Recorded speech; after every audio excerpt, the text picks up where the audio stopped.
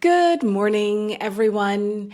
This weekly update is going to be pretty short because, as you know, we didn't have a full-length interview, therefore a seed phrase and passphrase treasure hunt on Saturday.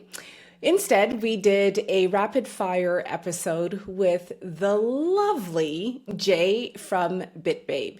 If you don't follow her, be sure to follow her on socials. Her handles are bitbabe21 on Instagram, on X, and of course, go to our website, which is www.bitbabe21.com for beautiful Bitcoin jewelry. Hopefully, I'm getting mine soon. And if you use code AAB21Q at checkout, you will get a 21% discount. So yes, there's no treasure hunt, there's no seed phrase to reveal this week, but I do want to talk a little tiny bit about the G7 protests that are happening in my city, Geneva, Switzerland. This year, the summit is being held in Evian-les-Bains, or Evian. If you're familiar with the water, you'll know the name, which is not too far away from Geneva specifically.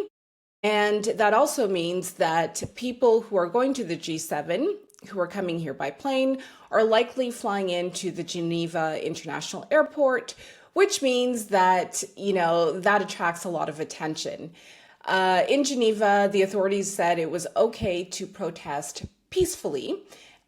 Because Switzerland is a very democratic country. We have half direct democracy. We vote on just about everything. So your right to protest, your right to express yourself, freedom of expression is something that is actually taken seriously. However, the last summit that took place in Evian-les-Bains was in 2003. At the time, it was the G8 summit. And unfortunately, there was a lot of damage to stores, to private property. So this year around, the merchants, they said, you know what, we're not even going to try to hope for the good in people. And they decided to border just everything up. Or I should say board everything up, slip of the tongue. I'm thinking of the French border and the Swiss border. Anyways, so I'll insert some video clips. On Saturday, I finally had the opportunity to go out on a date. It was a double date with my husband and another couple because we don't have the luxury of having family close by to look after our daughter. So it takes a lot of organization and logistics to get, to be able to go out, on a Saturday night. And I did have fun, but I will say that, it was really, it's kind of sad to see, all of the boards up in shop windows and stuff. It really kind of takes the life out of the city. The right to protest, the right to express yourself is very important. I do believe it is a fundamental right. However, where I think that things go too far is when you decide to damage private property. There was a car set on fire, a Tesla specifically, with French license plates. However you feel about Elon, I don't think that, destroying an individual's time, energy, and money that was required to acquire that car is the answer. Of course, there were tags on bus shelters. There was broken windows and stuff like that. And I just don't get it. I mean, people come here from outside of Switzerland to protest and they damage private property.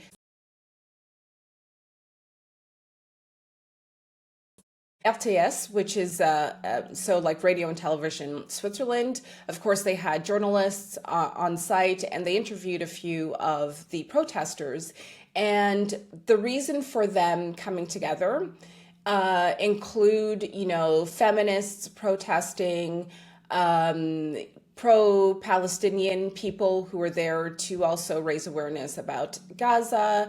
You had people who proclaimed to be anti-capitalist who were there protesting. There were a variety of reasons for the protests. And I understand that right now we are living through a transitional time and people are anxious about the future, anxious about changes that are taking place. So it's understandable that people want to gather with like-minded people to express themselves and to, do what they do at these protests.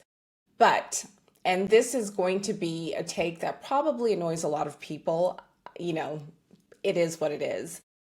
If you are protesting inequality, or if you are protesting against capitalism, have you ever taken the time to learn about Bitcoin, to learn about the mechanisms that finance wars and these inequalities, about debt, about the bond market?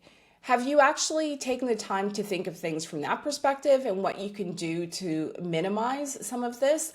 Or do you just show up to show up? I don't know.